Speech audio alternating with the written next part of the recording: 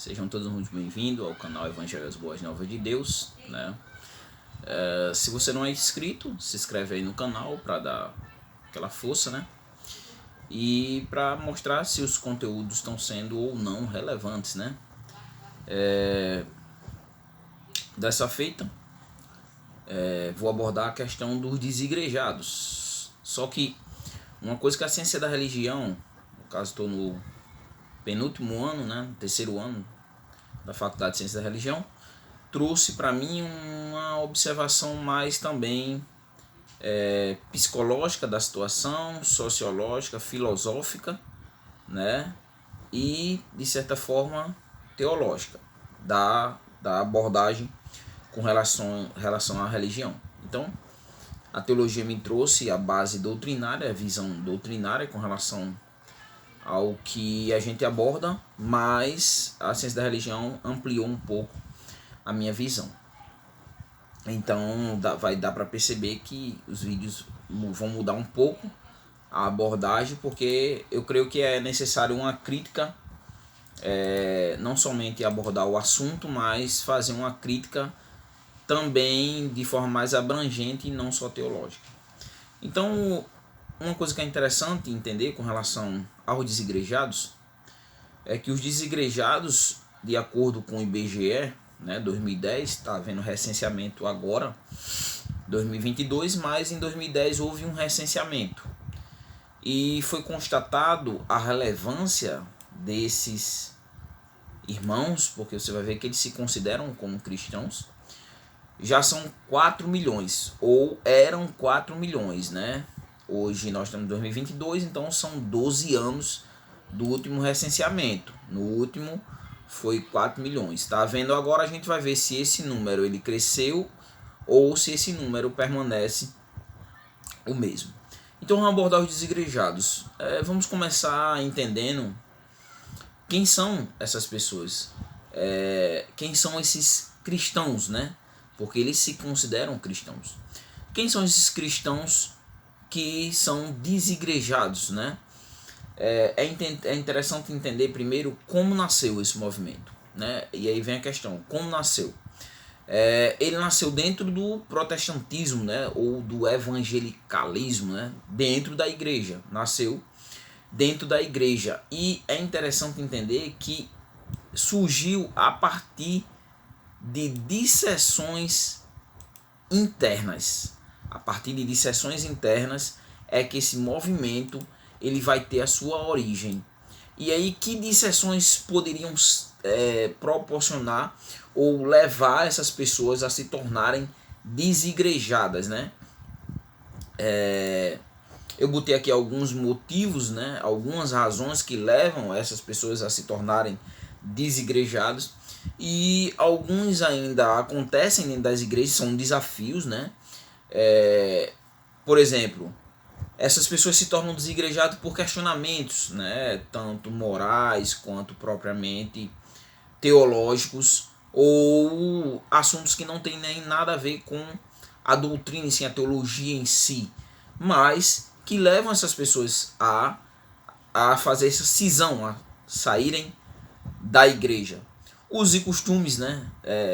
O dogmatismo é interessante porque os usos e costumes, né, muitas vezes acabam fazendo com que as pessoas carreguem um fardo que ninguém consegue carregar. E Jesus ele fez a sua abordagem muito bem exatamente em cima disso, né? Que os fariseus, os saduceus, né, os religiosos da comunidade do primeiro século, na época de Jesus, eles conduziam as pessoas a um fardo tão grande que as pessoas não conseguiam carregar, né? E eles nem muito menos eles carregavam, mas impunham esse cargo. Então, usos e costumes, muitas vezes o dogmatismo leva essas pessoas à disseção, né? Promove a disseções internas dentro. Podem conduzir essas pessoas a essa disseção. Só um minuto. Pronto, botei aqui offline. Brigas de departamentos, né? Normalmente as igrejas elas são divididas para você que não faz parte de nenhuma igreja, mas está vendo esse vídeo, as igrejas são divididas por departamentos. As igrejas pentecostais, por exemplo, da qual eu faço parte, Assembleia de Deus, tem departamento de crianças, departamento de mocidade, departamento de homens, conjuntos, né, departamento de missões, são departamento da terceira idade, são vários departamentos. Muitas vezes acontece atrito porque compõem por pessoas. Essas pessoas, de acordo com a teologia cristã, elas, por mais que elas tenham recebido a regeneração, mas ainda continuam num corpo que é tendencioso à corrupção. E aí muitas vezes acontecem essas brigas e aí levam também a essas dissessões. Decepções congregacionais, decepções com a congregação, muitas vezes no momento mais difícil que a pessoa passou por situações, ela acabou abandonando a igreja, porque a igreja não prestou aquele apoio, não esteve do lado dessa pessoa no momento em que ela mais precisava, ou por várias outras questões. E uma outra que eu coloquei aqui, discordâncias doutrinárias, né? As discordâncias doutrinárias, elas promovem a disseção, né? E muitas vezes nós não sabemos lidar, que muitas vezes a palavra de Deus, a hermenêutica, por mais que tenha o seu viés reformado, viés pentecostal, viés liberal, né, ou corrente, poderíamos dizer assim, mas mesmo assim as pessoas, elas questionam isso. E muitas vezes a questão não é a doutrina da igreja, e às vezes acaba levando essas pessoas a deixarem a congregação, não o cristianismo, mas a congregação. E elas vão para outras igrejas, né? O problema é que elas muitas vezes vão para essa outra congregação e lá ela não consegue se enquadrar, outra denominação, poderíamos dizer assim. E ela não consegue se enquadrar quando não surge uma outra igreja, que também as igrejas surgem dessas dissessões. Por vários motivos, levam a pessoa a sair da igreja, ela abre a sua própria igreja e assim sucessivamente. Eu não vejo de forma negativa abrir a outra igreja. Eu acho que a questão de se desigrejar é um problema mais que torna mais difícil a vida desse cristão longe da igreja. E aí, quando ela não consegue se encontrar em lugar nenhum, ela desiste de congregar, ela não quer mais congregar e leva ela a essa desistência, né? Agora, como esses cristãos desigrejados, eles são conhecidos, né? São conhecidos como os sem igreja, porque eles não têm um local fixo para se congregar, ou evangélicos nominais, que é assim que classifica o IBGE. O IBGE classificam os desigrejados como evangélicos nominais, se classificam como cristãos, mas não se congregam, né? Mais ou menos parecido com os católicos que são só católicos nominais, né? Se consideram católicos, mas não são praticantes, não vão às igrejas, né? E como os cristãos convencionais, os cristãos desigrejados também se consideram cristãos sem filiação a igreja nenhuma e decepcionados, né? Poderíamos dizer assim, decepcionados com as igrejas convencionais. Alguns desses cristãos, eles permanecem com o que aprenderam, né? Mas outros, eles vão mais para o lado extremados.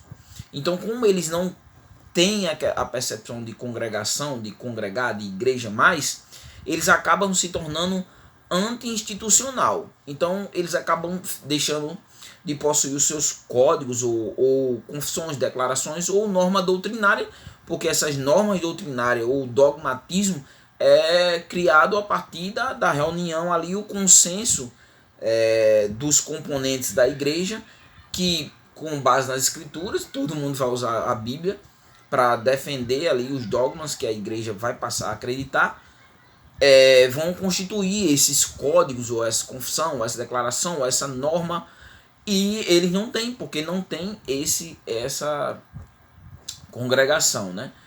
E por se tornar anti-institucional, ele não possui uma igreja física, né? Mas mesmo assim eles se consideram, né, o legítimo modelo de igreja do Novo Testamento. O que isso quer dizer? Eles consideram a igreja como no princípio, que não era uma igreja que possuía um local fixo, né? Um local amplo onde se reuniam várias pessoas, mas a igreja do princípio de Atos ali ela era uma igreja mais que se congregava em casas, né, em locais ali congregacional, mas não institucional como nós conhecemos hoje, né?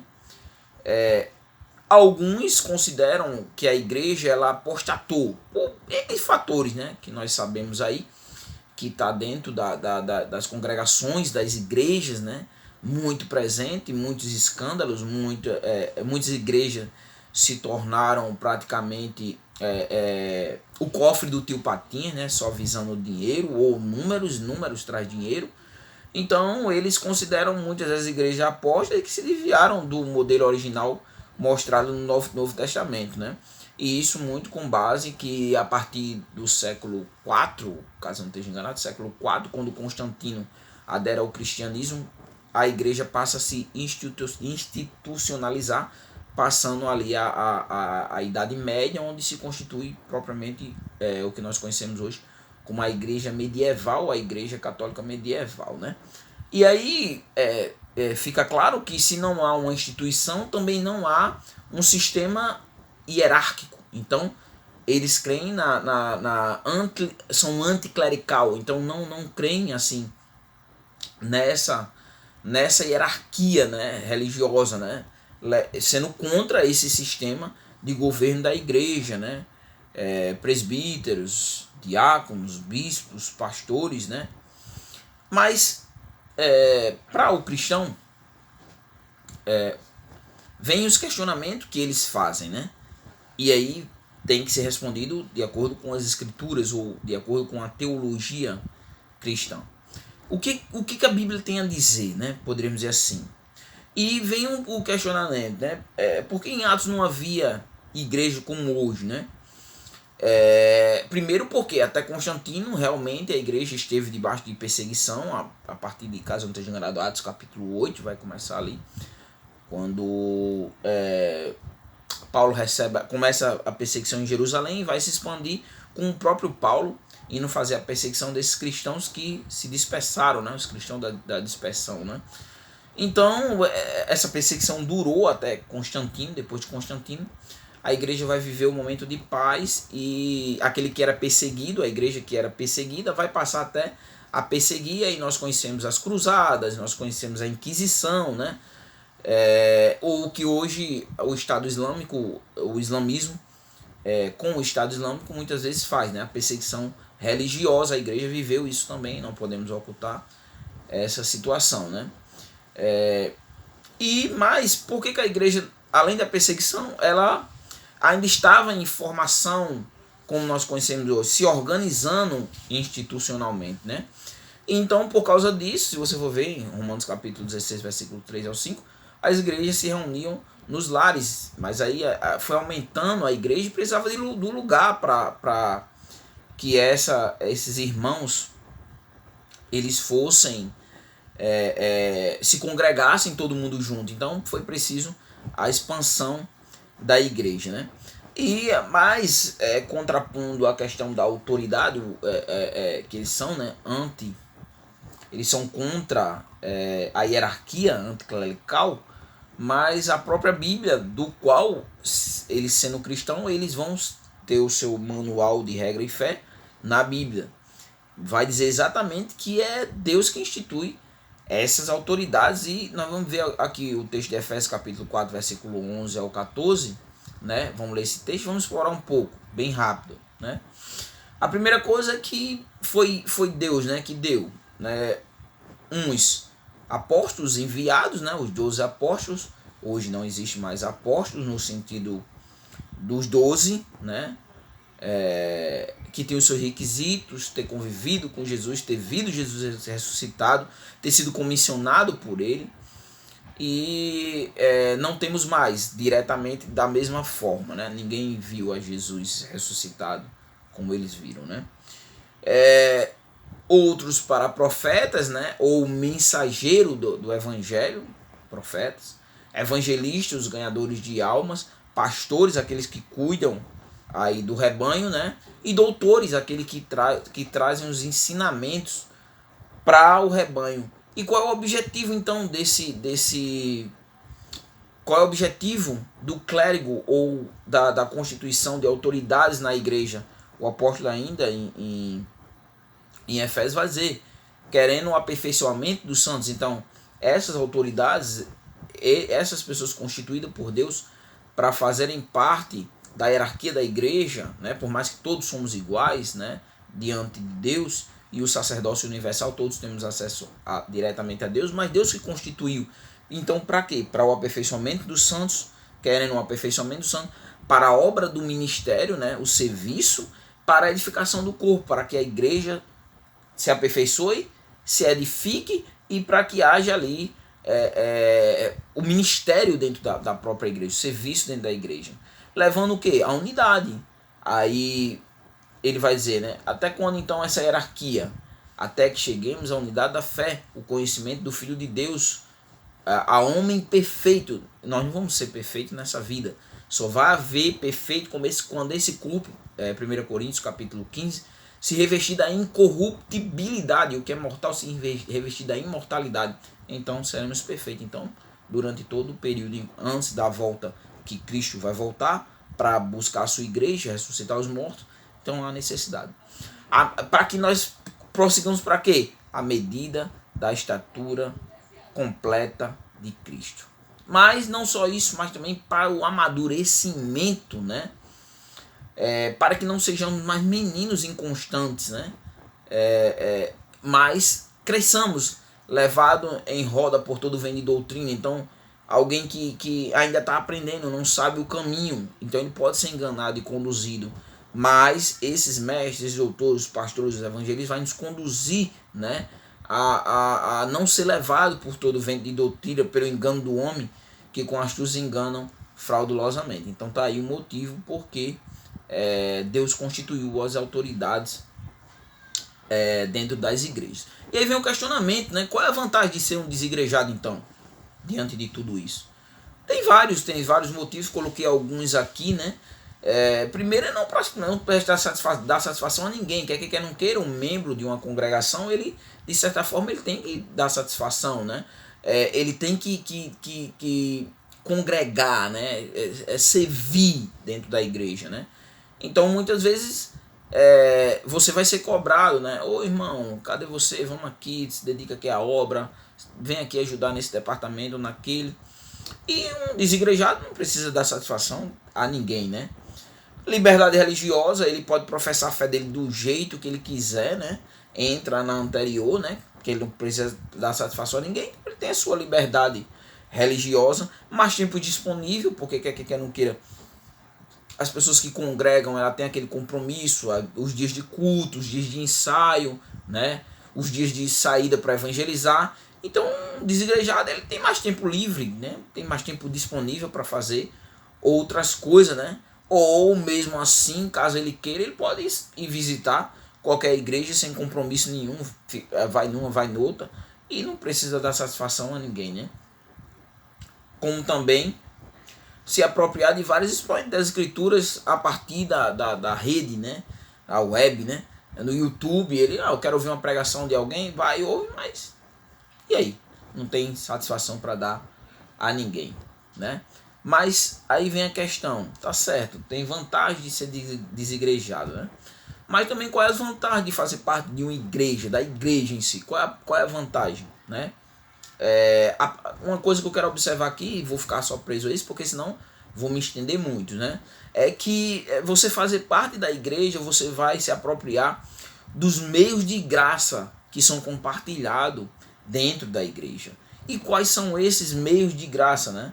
Eu botei aqui alguns, né? E eu quero começar pela união, né? A união entre os irmãos, que você não vai ter quando você é desigrejado, né? O Salmo 133, versículo 1 diz assim: ó quão bom e quão suave é que os irmãos vivam em união.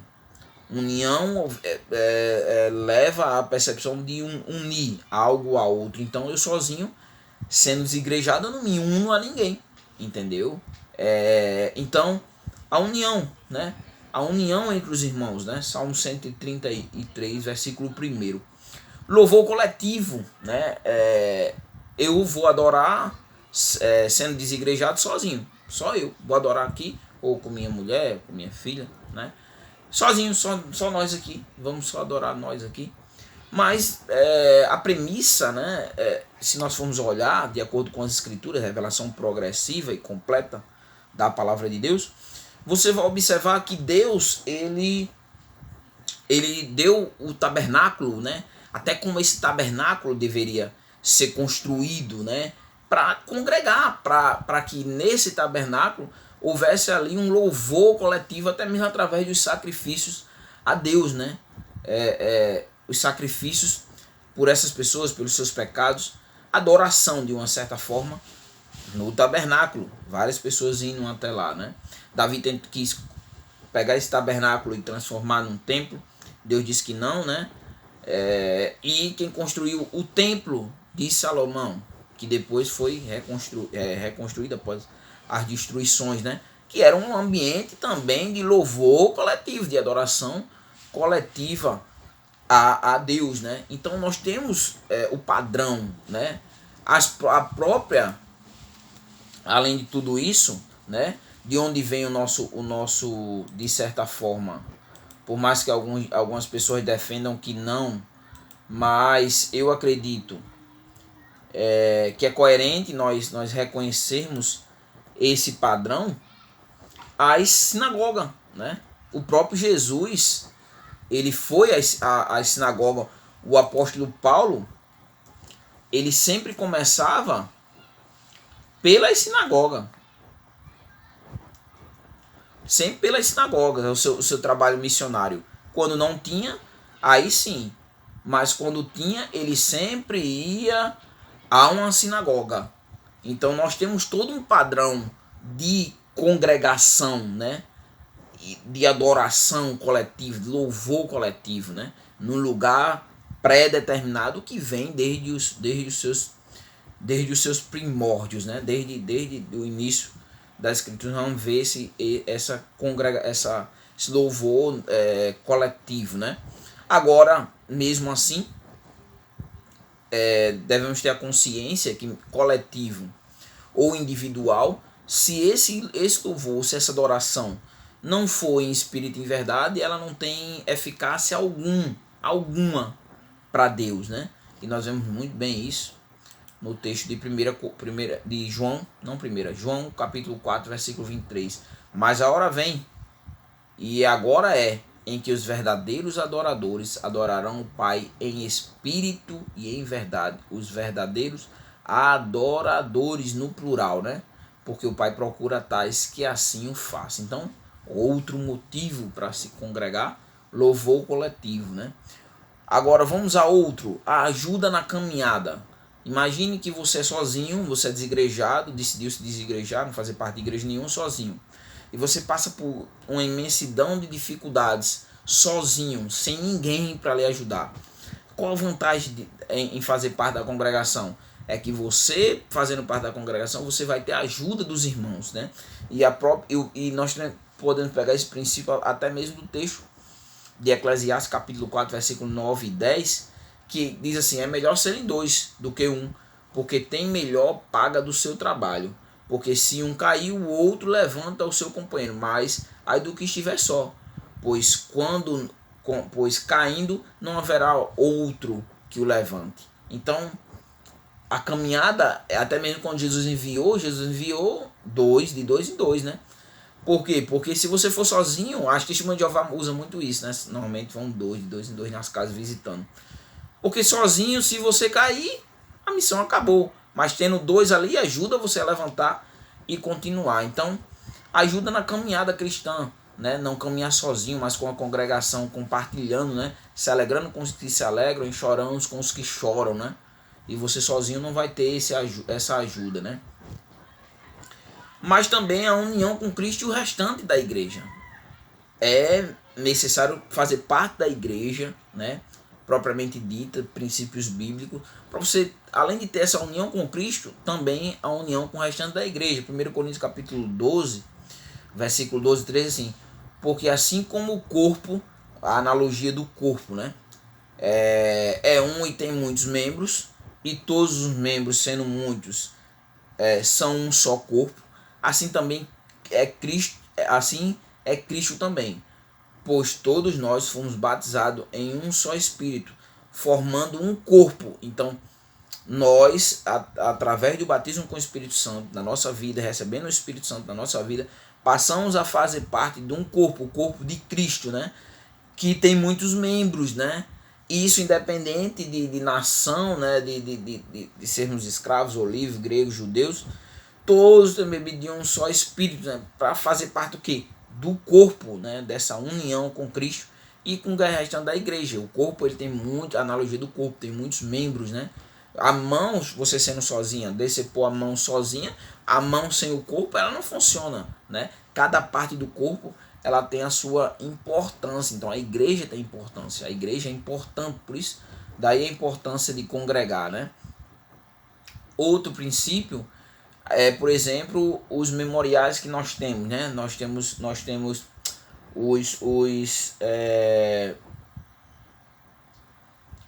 a Igreja Católica, ela tem algumas obrigatoriedades, né?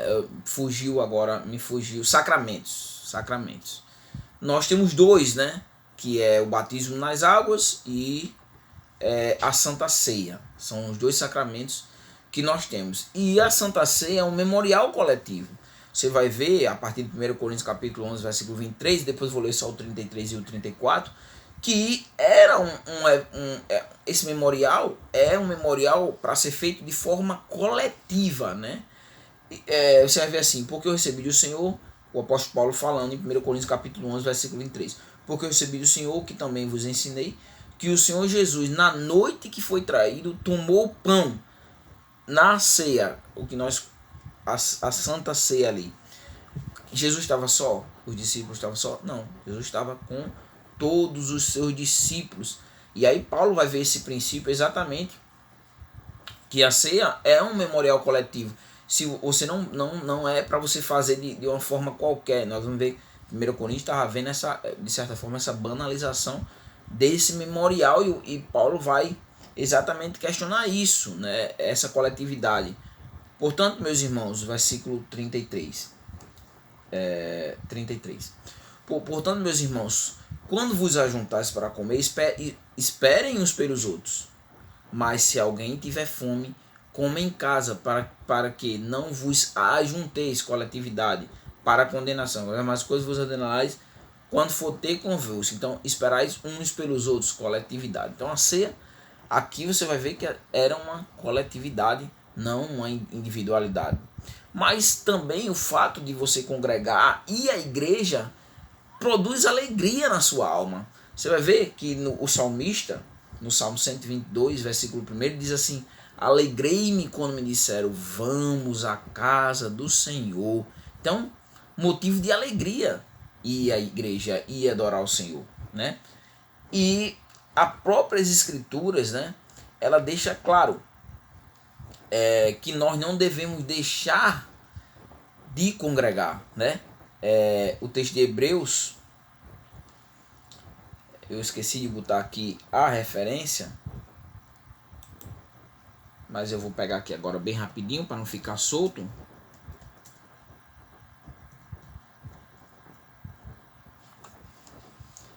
Para mim não citar o versículo e ficar solto. Hebreus 10, 25. Deixa eu só confirmar aqui na minha Bíblia, para não ficar solto.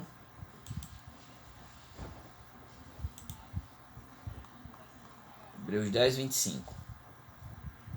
É isso mesmo. Na verdade, o 24 e o 25. E consideremos uns aos outros para nos estimularmos ao amor e às boas obras, coletividade. Não deixando a congregação como é costume de alguns, antes admoestando uns aos outros, e tanto mais quando verdes que se vai aproximando aquele dia, né? Então, coletividade, né? Consideramos uns aos outros para estimularmos o amor e as boas obras, o estímulo, um ao outro, vamos para a prática do amor, para a prática da boa obra, e não deixar a congregação, né, como estava acontecendo, estava sendo costume, né, mas ao contrário, vamos demonstrar uns aos outros e tanto mais quanto verdes porque vai se aproximando aquele dia.